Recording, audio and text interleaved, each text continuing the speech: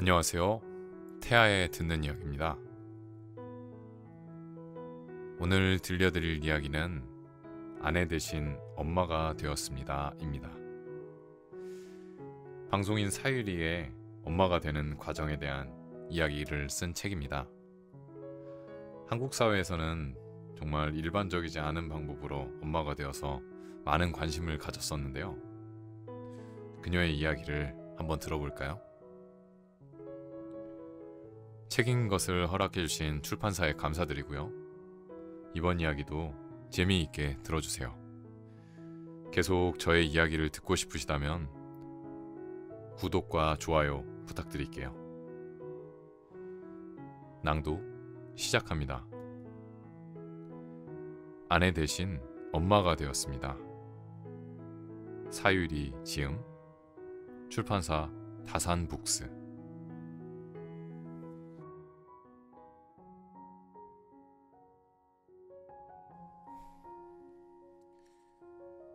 파란 눈에 낯선 얼굴. 저 죽었어요?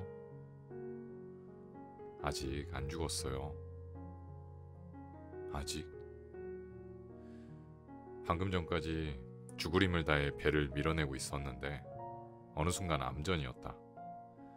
눈앞이 까매졌다.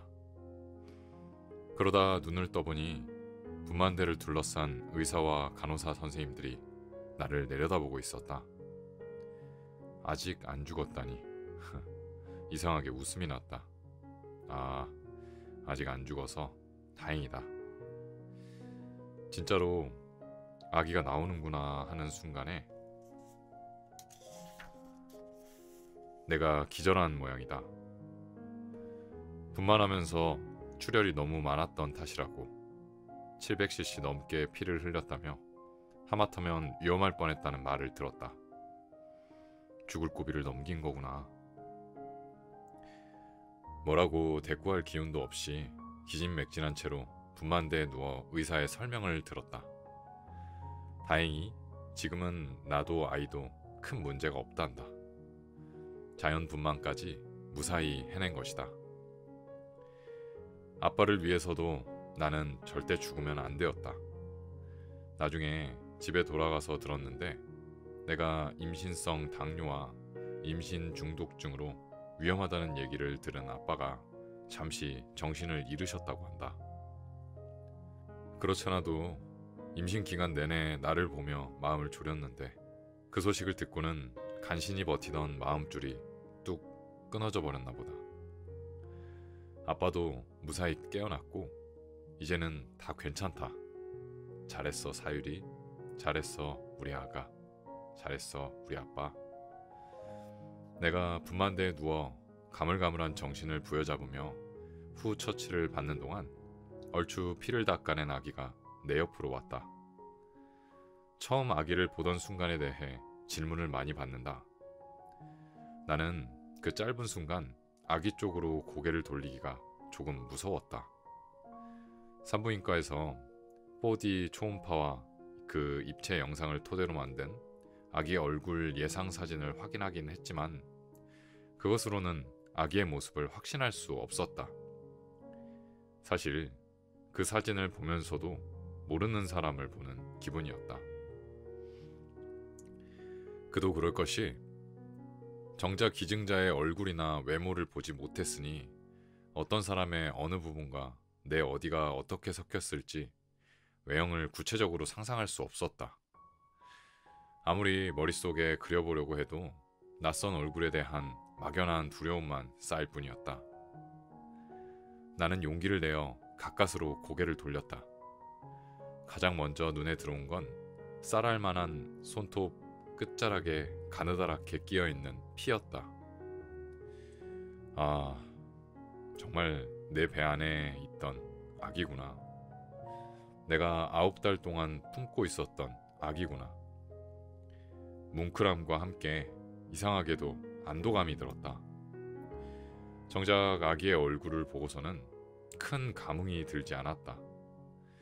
어떤 산모는 아기가 너무 예뻐서 보자마자 어쩔 줄 몰라 하거나 감격에 울기도 하던데 나는 그렇지는 않았다. 시는 조금 어색했다. 처음 보는 파란 눈에 낯선 얼굴. 사람마다 조금씩 다르겠지만 아기를 향한 내 사랑은 첫눈에 반한 사랑은 아니었다. 보자마자 사랑에 빠지지는 않았다. 그런데 하루하루 시간이 지날수록 사랑이 커진다. 매일 어떻게 이만큼이나 더 사랑할 수 있는지 놀랄 만큼, 때로는 조금 무서울 만큼 사랑이 쌓여간다.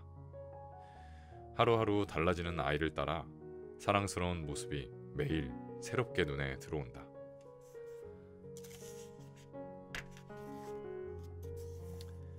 동시에 아기의 눈동자에도 나를 향한 무한한 믿음과 사랑이 쌓여간다. 아기의 얼굴이 어떻든, 첫인상이 어떠했든 내가 아이를 사랑할 준비가 되어 있다면 시간은 우리에게 매 순간 사랑을 선물한다. 그렇게 우리는 매일 다른 사랑을 한다.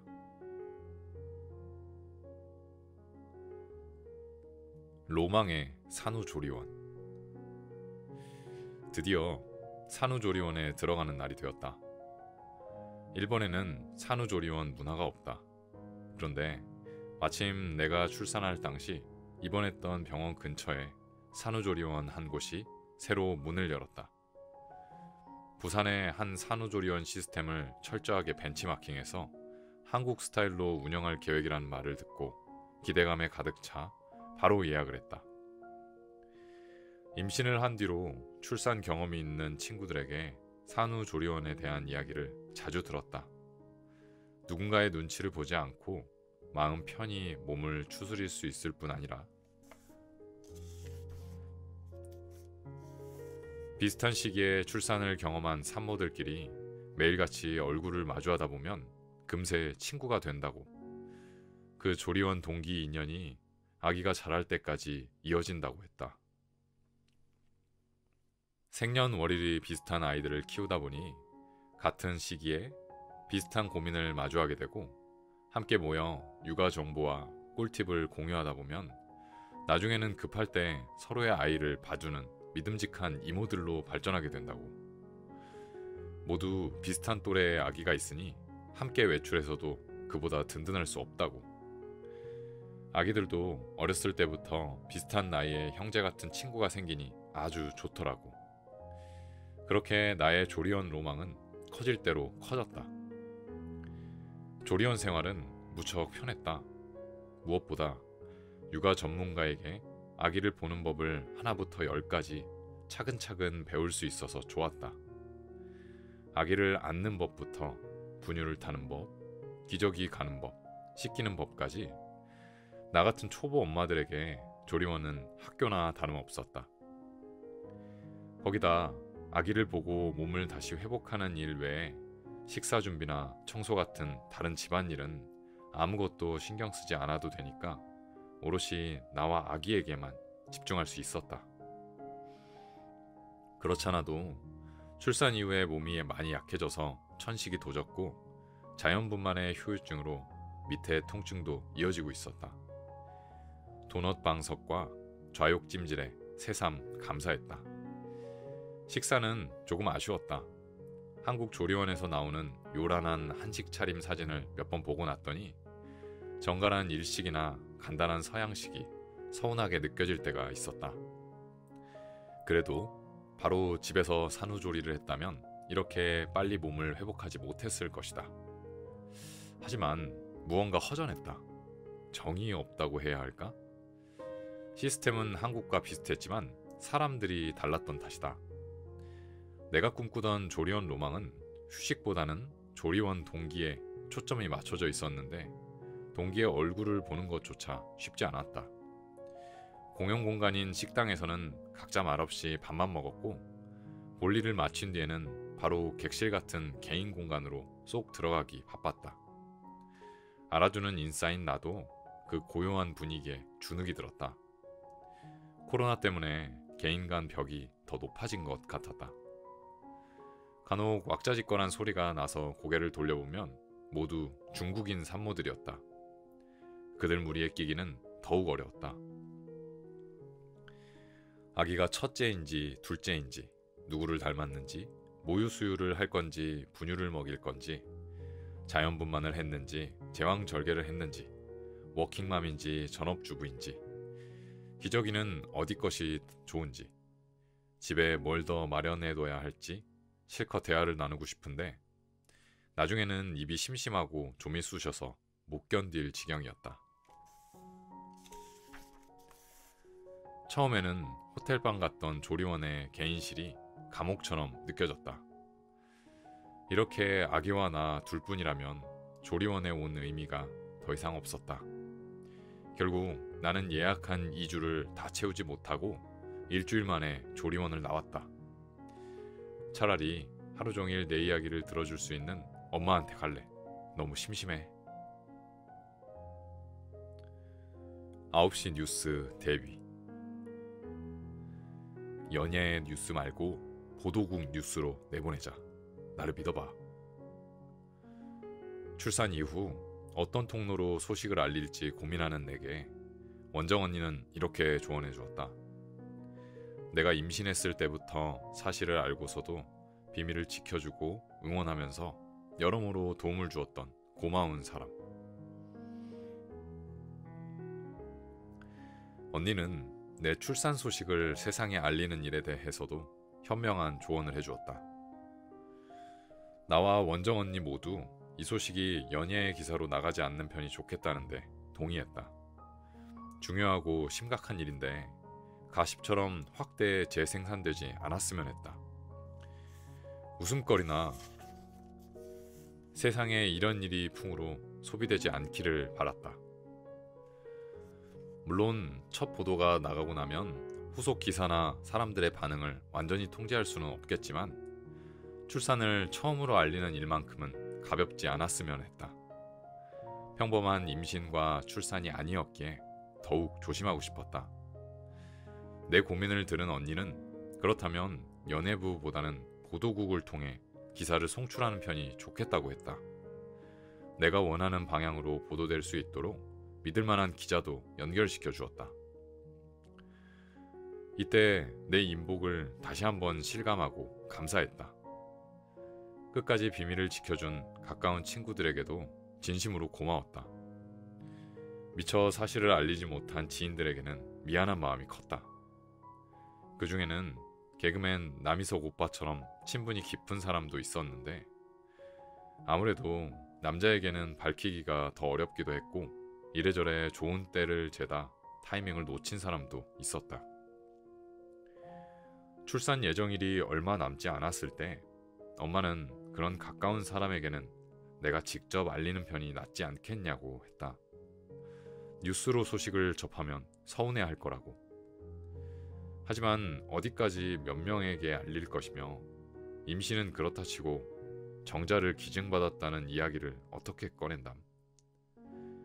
주위 사람들에게 항상 아무렇지 않게 웃으며 큰 소리로 별별 이야기를 다 하는 나지만 그런 내게도 정자 기증을 받았다는 말은 선뜻 내놓기가 너무 어려웠다.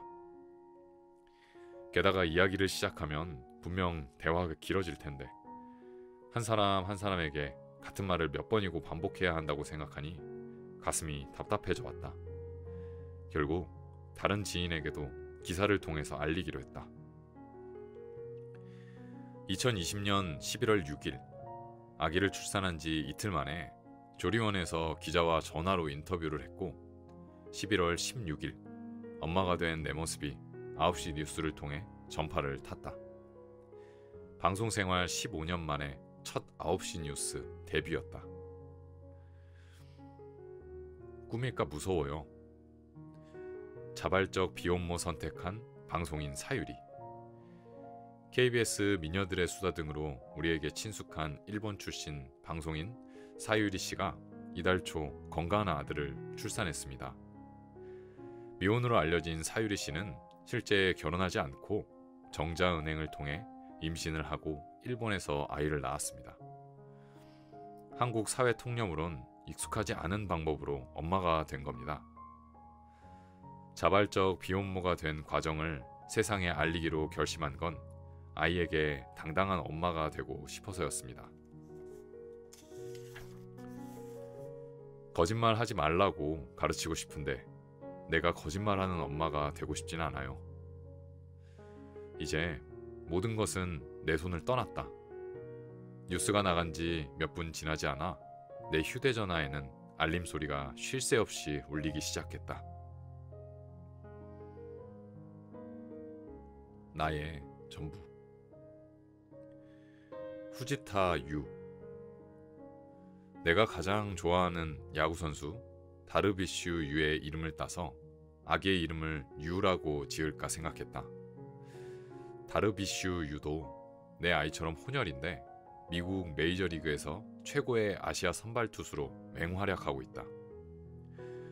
세상에 갓 나온 내 아이도 혼혈이라는 이유로 주눅들거나 차별받지 않고 자신의 재능을 마음껏 발산하며 살기를 바랐다. 아니면 내가 존경하는 유대인 의사 빅토어 프랑클의 이름을 빌려 빅토어는 어떨까? 발음하기 조금 어렵긴 하지만 내가 럭비를 좋아하니 뉴질랜드의 럭비 선수 소니 윌리엄스의 이름에서 소니라는 이름을 따오는 건 이름을 아예 럭비라고 지을까? 그렇지만 아이가 자라서 럭비를 좋아하지 않게 되면 놀림을 받을 텐데. 절친 지혜도 딸을 낳고서 아이의 이름을 고민할 때 존경하는 사람이나 좋아하는 사람의 이름을 여러 떠올리다 배우 김태리처럼 예쁘게 크면 좋겠다는 바람을 담아 테리라는 이름을 선택했다고 한다. 그런데 이상하게 내 머릿속엔 젠이라는 이름이 자꾸만 떠올랐다. 젠이라는 이름 어때? 글쎄, 좀 종교적인 느낌인데? 외국인 친구에게 어감을 물으니 일본식 불교인 선이 가장 먼저 떠오른다고 했다. 반면 한국인이나 일본인 이름 같지 않아서 어느 나라에서나 통하고 누구나 어렵지 않게 발음할 수 있어서 좋다고 하는 친구들도 있었다. 개성도 있고 엄마 역시 내 뜻이 가장 중요하다고 사율이 네가 가장 원하는 대로 하는 게 좋은 거라며 전적으로 나를 믿어주었다. 나는 장명과 성명학에 조예가 깊은 지인에게 젠에 해당하는 한자 중 이름으로 사용하기 좋은 한자를 찾아봐달라고 부탁했다. 최종 결정된 한자는 전부의 전, 온전 전. 그렇게 젠은 나의 전부, 후지타 사유리의 아들 후지타 젠이 되었다. 특정 국적의 이름 같다는 느낌이 나지 않으면서도 단순한 이 이름이 마음에 쏙 들었다. 무엇보다 나의 전부라는 의미가 가슴 깊이 와닿았다. 이보다 더 내 마음을 잘 표현할 수는 없을 것 같다. 아빠는 당신의 손자가 글로벌한 사람으로 자라면 좋겠다고 했는데 할아버지의 그런 바람과도 딱 맞아떨어지는 이름이다. 다만 한국에서도 이름이 자주 노출될지 모르는데 한국 사람들에게는 어감이 좀 낯설지 않을까 걱정이 되었다. 그런데 나중에 젠의 이름을 공개했을 때 자기 아이도 이름이 젠이라며 반갑다고 메시지를 남겨준 한국의 선배 엄마가 있었다. 2년 전쯤 남자아이를 낳아 젠이라는 이름으로 키우고 있어서 동생 젠이 더 반갑고 친근하게 느껴진다고 했다. 그러고 보니 요즘에는 여자아이에게 젠이라는 이름도 흔히 사용하니 상관없을 것 같았다. 갈수록 국제적인 이름을 선호하는 경향이 한국에서도 강해지고 있고 세례명을 이름으로 사용하는 경우도 흔하니까 나는 품에 안긴 아이를 조심스레 불러보았다. 안녕 젠, 네 이름은 나의 전부야.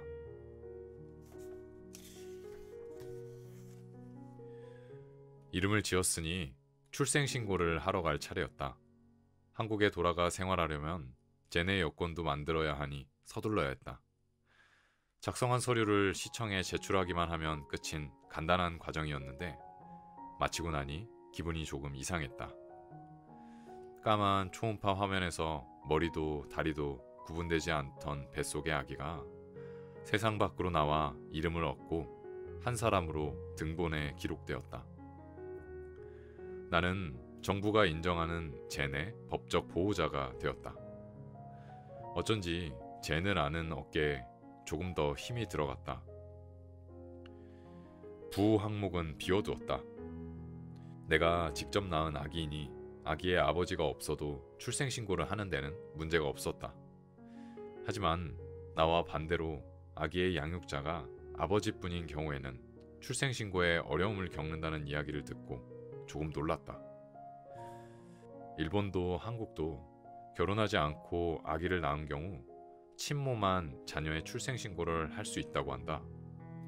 유전자 검사를 통해 생물학적 친부임을 확인받아도 아기의 아버지가 출생신고를 하려면 친모의 인적사항을 모른다는 것을 법적으로 증명해야 하거나 친모가 서류상 행방불명 처리되어 있어야 하고 별도의 소송을 거쳐야 하는 등 문제가 아주 복잡했다.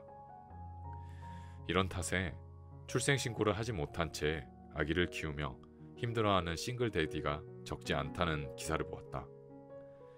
법적으로 존재하지 않는 아이이기 때문에 예방접종도 맞을 수 없고 병원에도 어린이집에도 갈 수 없다고 한 싱글데디가 울먹이며 토로하고 있었다. 해당 법은 유전자 검사가 발달하기 전에 마련된 것인데 법의 변화가 기술의 속도를 따라가지 못하고 있다고 기사 말미에 적혀 있었다.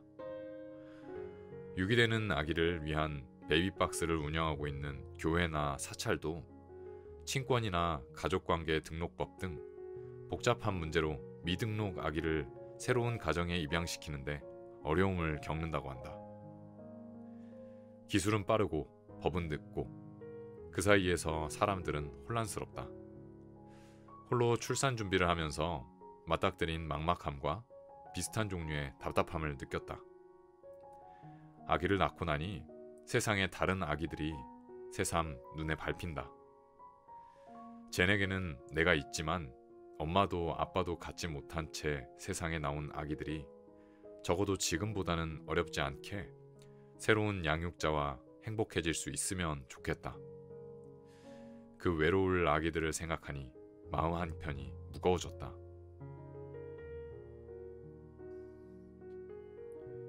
내리 사랑. 어린아이가 집에 이렇게 생기를 가져다 줄 줄은 몰랐다. 오빠는 결혼한 후로 쭉 분가에 살았으니 아기 울음소리가 수십 년 동안 끊겼던 집이다. 그런데 젠의 등장과 함께 순식간에 집안 구석구석이 분주해졌다. 이제 막 외할아버지, 외할머니가 된 엄마 아빠의 들뜬 모습에 나조차도 적응이 안 될 지경이었다. 나의 전부 젠은 곧 엄마 아빠에게도 전부가 되었다. 새벽부터 아침 9시까지 내가 젠을 보고 아침 9시부터 정오까지는 베이비시터 이모님의 도움을 받았다. 이모님이 퇴근을 하면 저녁까지는 엄마와 아빠가 교대를 맡았다. 시간이 많이 흐르긴 했지만 두 아기를 건강하게 키워낸 엄마는 역시 베테랑이었다. 경력은 무시할 수 없는 거구나 새삼 깨달았다. 분유를 먹인 뒤 트림을 시키는 일부터 나와는 자세가 완전히 달랐다. 내가 아무리 등을 두드려도 나오지 않던 트림이 엄마 품에 가면 금방이었다. 한 번은 20분을 넘게 한참을 두드려도 나오지 않던 트림이 엄마 어깨에서 3분 만에 나오기도 했다. 아기를 어깨 위에 올려야 해. 잘 봐. 와, 베테랑이네 베테랑. 너한테도 똑같이 했으니까.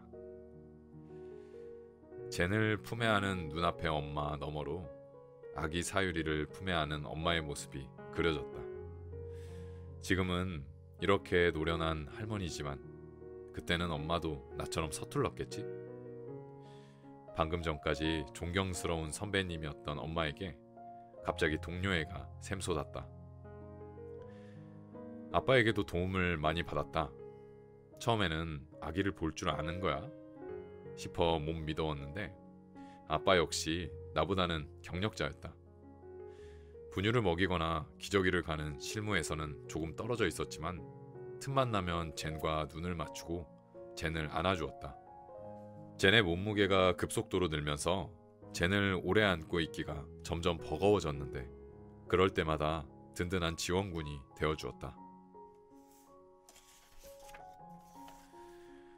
임신 중에도 주위 사람들에게 도움을 많이 받았는데 아기를 낳고 나니 다른 사람들의 도움 없이는 생활이 거의 되지 않았다. 직접 육아 전선에 뛰어들고 나서야 아이를 키우는데 가장 중요한 건 엄마의 건강, 그러니까 나의 건강이라는 걸 깨달았다. 그리고 육아를 하는 동안 엄마인 내가 몸과 마음의 건강을 유지하면서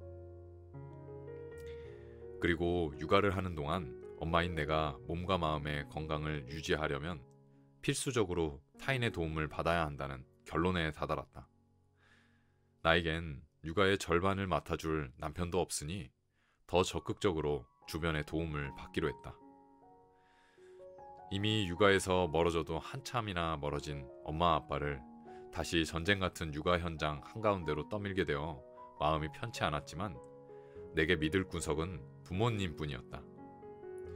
1분 초과 요금까지 칼같이 따져받는 베이비시터 이모님에게 주눅이 든 후로는 엄마에게 더 기대고 말았다. 어릴 때나 지금이나 곤란한 일이 생기면 엄마부터 생각나는 게 아기를 낳고서도 나는 영락없는 어린아이였다. 엄마 아빠는 그런 나와 젠을 무한한 내리사랑으로 보듬어 주었다. 이제 막 걸음마를 시작한 아기를 돌보듯 나와 젠을 품어주었다. 임신도 출산도 엄마 아빠가 없었다면 정말이지 절대 해내지 못했을 것이다. 내리사랑은 있어도 치사랑은 없다는 한국어 속담이 있다더니 그 말이 꼭 맞았다. 내가 엄마 아빠에게 받은 사랑을 두 사람에게 다시 돌려줄 수 있을까? 아무리 생각해도 자신이 없다. 집안을 종종거리며 오가는 엄마를 문득 바라보았다. 제니 없을 때도 한시도 가만히 있지 못하던 엄마다. 제니 집에 오고 나서는 그 동동거림이 더 빨라졌다. 나는 그 분주한 등에 대고 조용히 물었다. 엄마, 내가 죽으면 어떨 것 같아? 전에는 나도 죽어버려야지 생각했는데 이제는 제니 있으니 괜찮아. 안 죽을래. 사랑이 넘치는 엄마는 사랑이 넘치는 할머니가 되었다.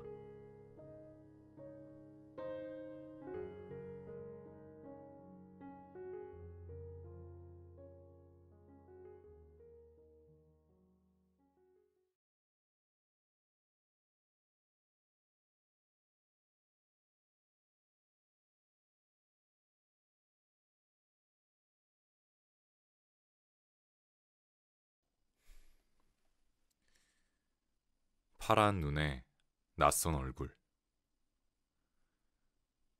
저 죽었어요? 아직 안 죽었어요. 아직? 방금 전까지 죽을 힘을 다해 배를 밀어내고 있었는데 어느 순간 암전이었다. 눈앞이 까매졌다. 그러다 눈을 떠보니 분만대를 둘러싼 의사와 간호사 선생님들이 나를 내려다보고 있었다. 아직 안 죽었다니. 이상하게 웃음이 났다. 아, 아직 안 죽어서 다행이다. 진짜로 아기가 나오는구나 하는 순간에 내가 기절한 모양이다. 분만하면서 출혈이 너무 많았던 탓이라고 700cc 넘게 피를 흘렸다며 하마터면 위험할 뻔했다는 말을 들었다. 죽을 고비를 넘긴 거구나. 뭐라고 대꾸할 기운도 없이 기진맥진한 채로 분만대에 누워 의사의 설명을 들었다. 다행히 지금은 나도 아이도 큰 문제가 없단다. 자연 분만까지 무사히 해낸 것이다. 아빠를 위해서도 나는 절대 죽으면 안 되었다. 나중에 집에 돌아가서 들었는데 내가 임신성 당뇨와 임신 중독증으로 위험하다는 얘기를 들은 아빠가 잠시 정신을 잃으셨다고 한다. 그렇잖아도 임신 기간 내내 나를 보며 마음을 졸였는데 그 소식을 듣고는 간신히 버티던 마음줄이 뚝 끊어져 버렸나 보다. 아빠도 무사히 깨어났고 이제는 다 괜찮다. 잘했어 사유리. 잘했어 우리 아가. 잘했어 우리 아빠. 내가 분만대에 누워 가물가물한 정신을 부여잡으며 후 처치를 받는 동안 얼추 피를 닦아낸 아기가 내 옆으로 왔다. 처음 아기를 보던 순간에 대해 질문을 많이 받는다. 나는 그 짧은 순간 아기 쪽으로 고개를 돌리기가 조금 무서웠다. 산부인과에서 4D 초음파와 그 입체 영상을 토대로 만든 아기의 얼굴 예상 사진을 확인하긴 했지만 그것으로는 아기의 모습을 확신할 수 없었다. 사실 그 사진을 보면서도 모르는 사람을 보는 기분이었다.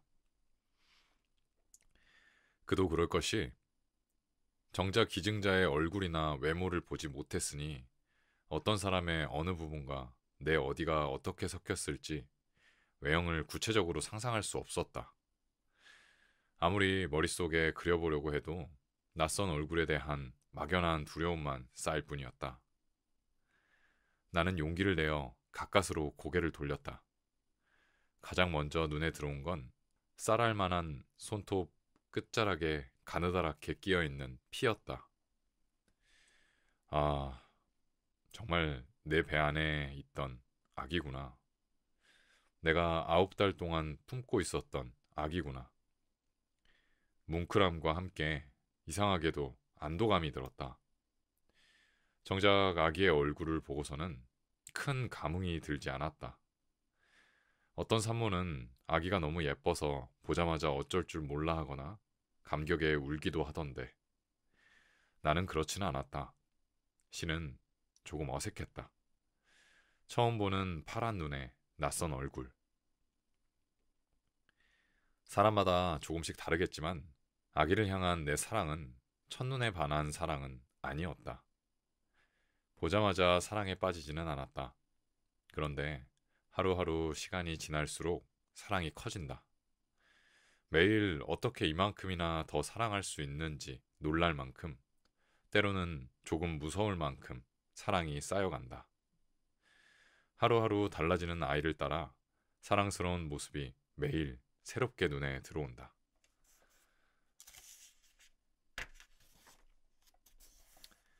동시에 아기의 눈동자에도 나를 향한 무한한 믿음과 사랑이 쌓여간다.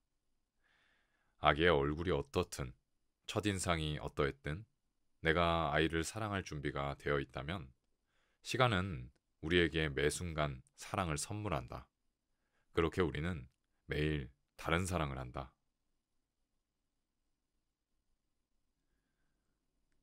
로망의 산후조리원. 드디어 산후조리원에 들어가는 날이 되었다. 일본에는 산후조리원 문화가 없다. 그런데 마침 내가 출산할 당시 입원했던 병원 근처에 산후조리원 한 곳이 새로 문을 열었다. 부산의 한 산후조리원 시스템을 철저하게 벤치마킹해서 한국 스타일로 운영할 계획이라는 말을 듣고 기대감에 가득 차 바로 예약을 했다. 임신을 한 뒤로 출산 경험이 있는 친구들에게 산후조리원에 대한 이야기를 자주 들었다. 누군가의 눈치를 보지 않고 마음 편히 몸을 추스릴 수 있을 뿐 아니라 비슷한 시기에 출산을 경험한 산모들끼리 매일같이 얼굴을 마주하다 보면 금세 친구가 된다고.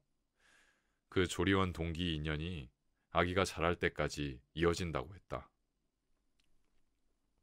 생년월일이 비슷한 아이들을 키우다 보니 같은 시기에 비슷한 고민을 마주하게 되고 함께 모여 육아 정보와 꿀팁을 공유하다 보면 나중에는 급할 때 서로의 아이를 봐주는 믿음직한 이모들로 발전하게 된다고. 모두 비슷한 또래의 아기가 있으니 함께 외출해서도 그보다 든든할 수 없다고. 아기들도 어렸을 때부터 비슷한 나이에 형제 같은 친구가 생기니 아주 좋더라고. 그렇게 나의 조리원 로망은 커질 대로 커졌다. 조리원 생활은 무척 편했다. 무엇보다 육아 전문가에게 아기를 보는 법을 하나부터 열까지 차근차근 배울 수 있어서 좋았다. 아기를 안는 법부터 분유를 타는 법, 기저귀 가는 법, 씻기는 법까지 나 같은 초보 엄마들에게 조리원은 학교나 다름없었다. 거기다 아기를 보고 몸을 다시 회복하는 일 외에 식사 준비나 청소 같은 다른 집안일은 아무것도 신경 쓰지 않아도 되니까 오롯이 나와 아기에게만 집중할 수 있었다.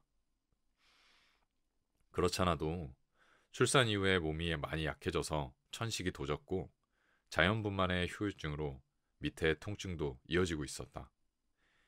도넛 방석과 좌욕 찜질에 새삼 감사했다. 식사는 조금 아쉬웠다. 한국 조리원에서 나오는 요란한 한식 차림 사진을 몇 번 보고 났더니 정갈한 일식이나 간단한 서양식이 서운하게 느껴질 때가 있었다. 그래도 바로 집에서 산후조리를 했다면 이렇게 빨리 몸을 회복하지 못했을 것이다. 하지만 무언가 허전했다. 정이 없다고 해야 할까? 시스템은 한국과 비슷했지만 사람들이 달랐던 탓이다. 내가 꿈꾸던 조리원 로망은 휴식보다는 조리원 동기에 초점이 맞춰져 있었는데 동기의 얼굴을 보는 것조차 쉽지 않았다.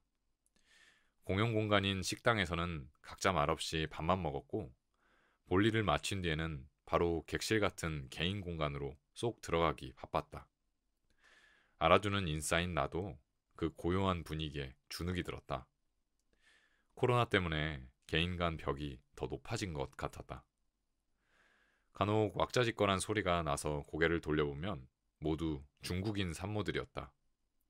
그들 무리에 끼기는 더욱 어려웠다.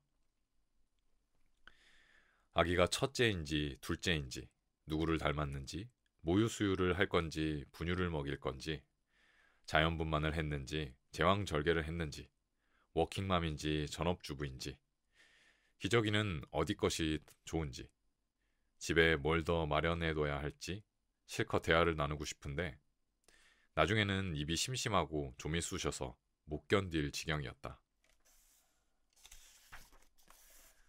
처음에는 호텔방 갔던 조리원의 개인실이 감옥처럼 느껴졌다.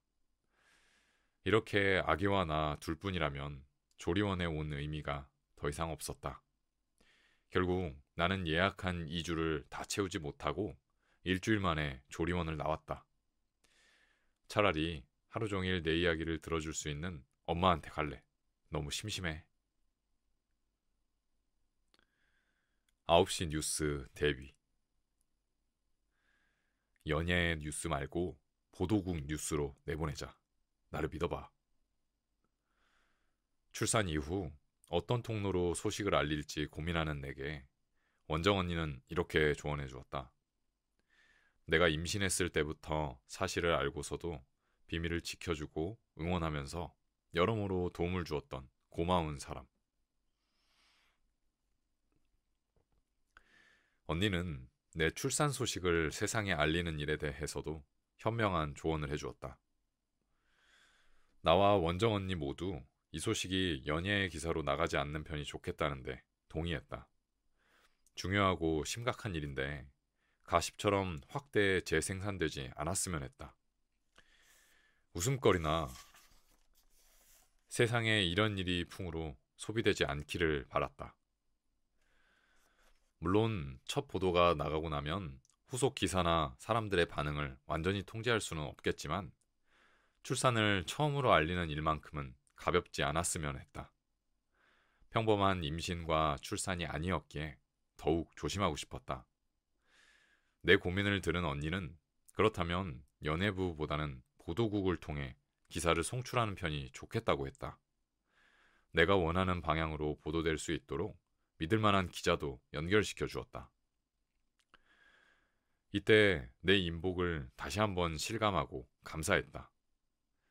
끝까지 비밀을 지켜준 가까운 친구들에게도 진심으로 고마웠다. 미처 사실을 알리지 못한 지인들에게는 미안한 마음이 컸다.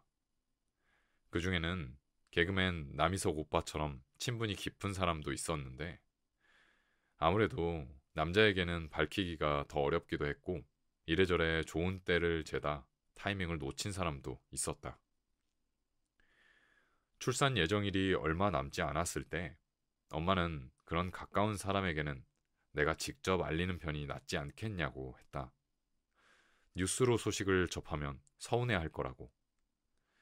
하지만 어디까지 몇 명에게 알릴 것이며 임신은 그렇다 치고 정자를 기증받았다는 이야기를 어떻게 꺼낸담. 주위 사람들에게 항상 아무렇지 않게 웃으며 큰 소리로 별별 이야기를 다 하는 나지만 그런 내게도 정자 기증을 받았다는 말은 선뜻 내놓기가 너무 어려웠다. 게다가 이야기를 시작하면 분명 대화가 길어질 텐데 한 사람 한 사람에게 같은 말을 몇 번이고 반복해야 한다고 생각하니 가슴이 답답해져 왔다. 결국 다른 지인에게도 기사를 통해서 알리기로 했다. 2020년 11월 6일 아기를 출산한 지 이틀 만에 조리원에서 기자와 전화로 인터뷰를 했고 11월 16일 엄마가 된 내 모습이 9시 뉴스를 통해 전파를 탔다. 방송 생활 15년 만에 첫 9시 뉴스 데뷔였다. 꿈일까 무서워요. 자발적 비혼모 선택한 방송인 사유리. KBS 미녀들의 수다 등으로 우리에게 친숙한 일본 출신 방송인 사유리 씨가 이달 초 건강한 아들을 출산했습니다. 미혼으로 알려진 사유리 씨는 실제 결혼하지 않고 정자은행을 통해 임신을 하고 일본에서 아이를 낳았습니다. 한국 사회 통념으론 익숙하지 않은 방법으로 엄마가 된 겁니다. 자발적 비혼모가 된 과정을 세상에 알리기로 결심한 건 아이에게 당당한 엄마가 되고 싶어서였습니다. 거짓말 하지 말라고 가르치고 싶은데 내가 거짓말하는 엄마가 되고 싶진 않아요. 이제 모든 것은 내 손을 떠났다. 뉴스가 나간 지 몇 분 지나지 않아 내 휴대전화에는 알림 소리가 쉴 새 없이 울리기 시작했다. 나의 전부. 후지타 유. 내가 가장 좋아하는 야구선수 다르비슈 유의 이름을 따서 아기의 이름을 유라고 지을까 생각했다. 다르비슈 유도 내 아이처럼 혼혈인데 미국 메이저리그에서 최고의 아시아 선발 투수로 맹활약하고 있다. 세상에 갓 나온 내 아이도 혼혈이라는 이유로 주눅들거나 차별받지 않고 자신의 재능을 마음껏 발산하며 살기를 바랐다. 아니면 내가 존경하는 유대인 의사 빅토어 프랑클의 이름을 빌려 빅토어는 어떨까? 발음하기 조금 어렵긴 하지만 내가 럭비를 좋아하니 뉴질랜드의 럭비 선수 소니 윌리엄스의 이름에서 소니라는 이름을 따오는 건 이름을 아예 럭비라고 지을까? 그렇지만 아이가 자라서 럭비를 좋아하지 않게 되면 놀림을 받을 텐데. 절친 지혜도 딸을 낳고서 아이의 이름을 고민할 때 존경하는 사람이나 좋아하는 사람의 이름을 여러 떠올리다 배우 김태리처럼 예쁘게 크면 좋겠다는 바람을 담아 테리라는 이름을 선택했다고 한다. 그런데 이상하게 내 머릿속엔 젠이라는 이름이 자꾸만 떠올랐다.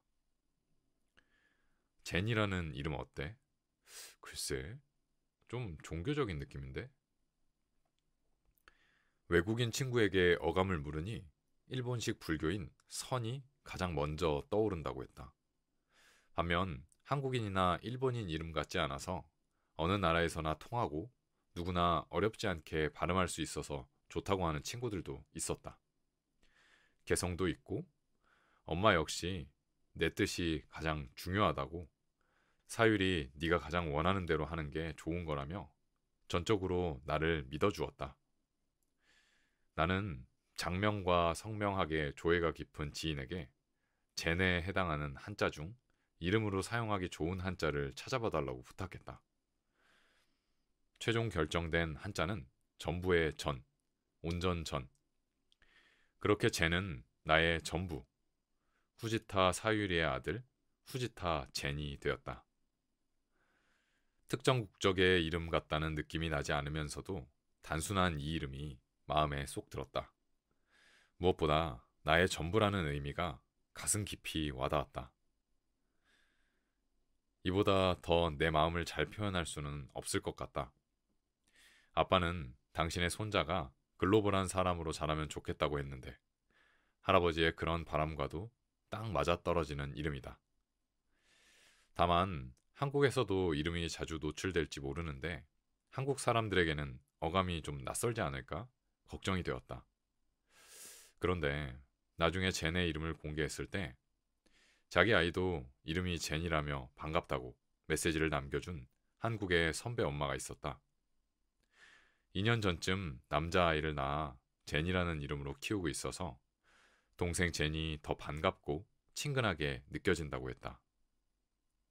그러고 보니 요즘에는 여자아이에게 젠이라는 이름도 흔히 사용하니 상관없을 것 같았다. 갈수록 국제적인 이름을 선호하는 경향이 한국에서도 강해지고 있고 세례명을 이름으로 사용하는 경우도 흔하니까 나는 품에 안긴 아이를 조심스레 불러보았다. 안녕 젠, 네 이름은 나의 전부야.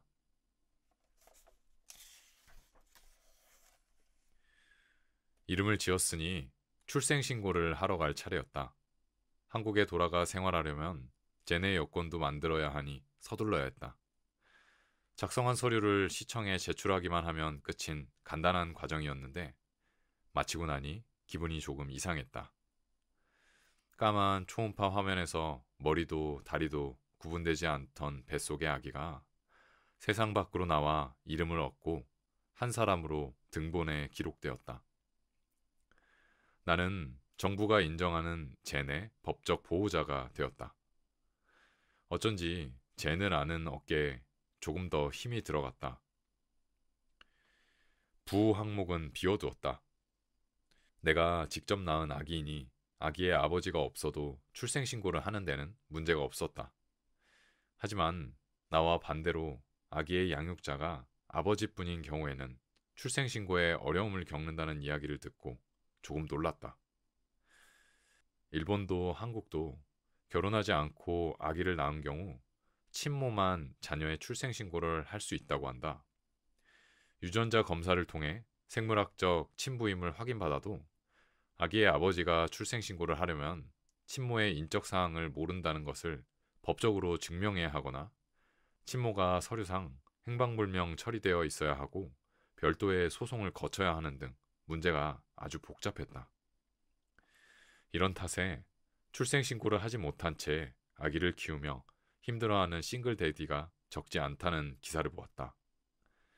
법적으로 존재하지 않는 아이이기 때문에 예방접종도 맞을 수 없고 병원에도 어린이집에도 갈 수 없다고 한 싱글데디가 울먹이며 토로하고 있었다.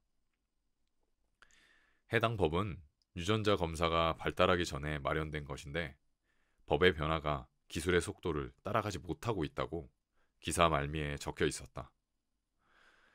유기되는 아기를 위한 베이비박스를 운영하고 있는 교회나 사찰도 친권이나 가족관계 등록법 등 복잡한 문제로 미등록 아기를 새로운 가정에 입양시키는데 어려움을 겪는다고 한다. 기술은 빠르고 법은 늦고 그 사이에서 사람들은 혼란스럽다. 홀로 출산 준비를 하면서 맞닥뜨린 막막함과 비슷한 종류의 답답함을 느꼈다. 아기를 낳고 나니 세상에 다른 아기들이 새삼 눈에 밟힌다. 젠에게는 내가 있지만 엄마도 아빠도 갖지 못한 채 세상에 나온 아기들이 적어도 지금보다는 어렵지 않게 새로운 양육자와 행복해질 수 있으면 좋겠다. 그 외로울 아기들을 생각하니 마음 한편이 무거워졌다.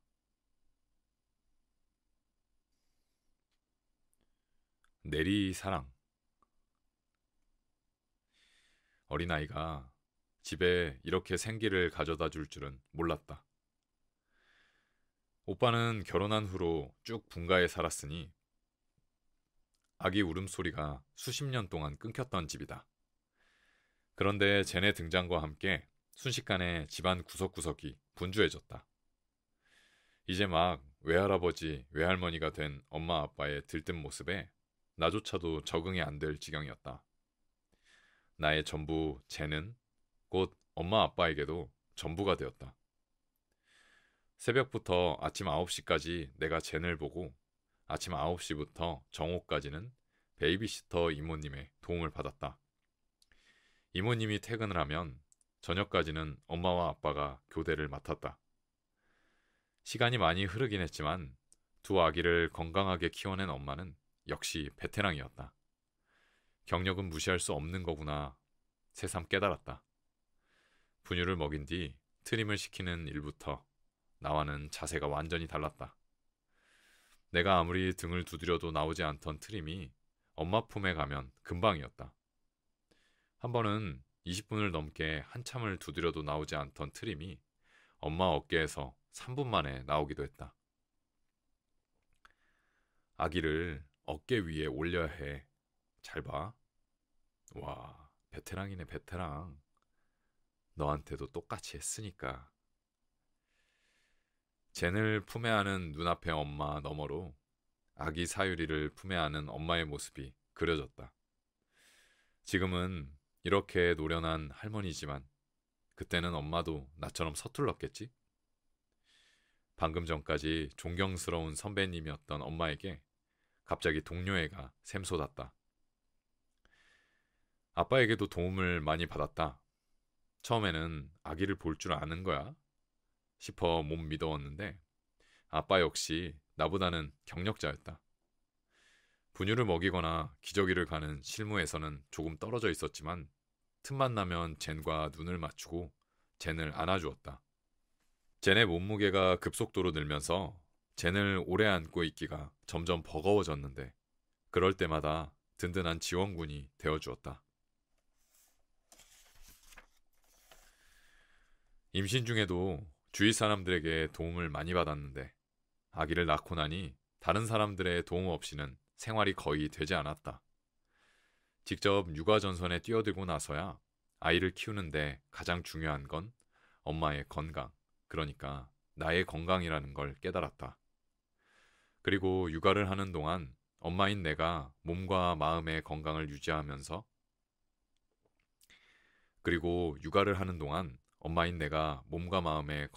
유지하려면 필수적으로 타인의 도움을 받아야 한다는 결론에 다다랐다. 나에겐 육아의 절반을 맡아줄 남편도 없으니 더 적극적으로 주변의 도움을 받기로 했다. 이미 육아에서 멀어져도 한참이나 멀어진 엄마 아빠를 다시 전쟁 같은 육아 현장 한가운데로 떠밀게 되어 마음이 편치 않았지만 내게 믿을 구석은 부모님뿐이었다.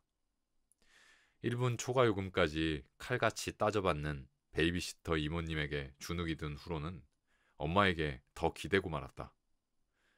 어릴 때나 지금이나 곤란한 일이 생기면 엄마부터 생각나는 게 아기를 낳고서도 나는 영락없는 어린아이였다.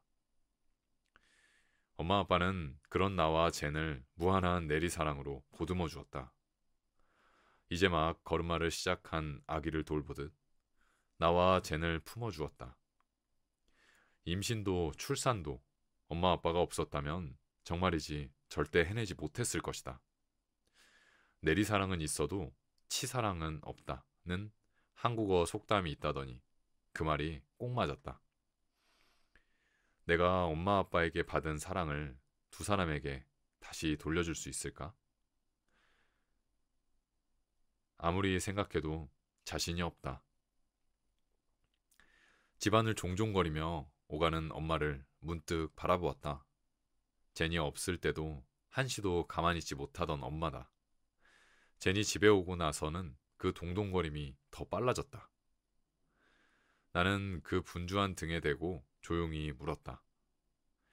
엄마, 내가 죽으면 어떨 것 같아?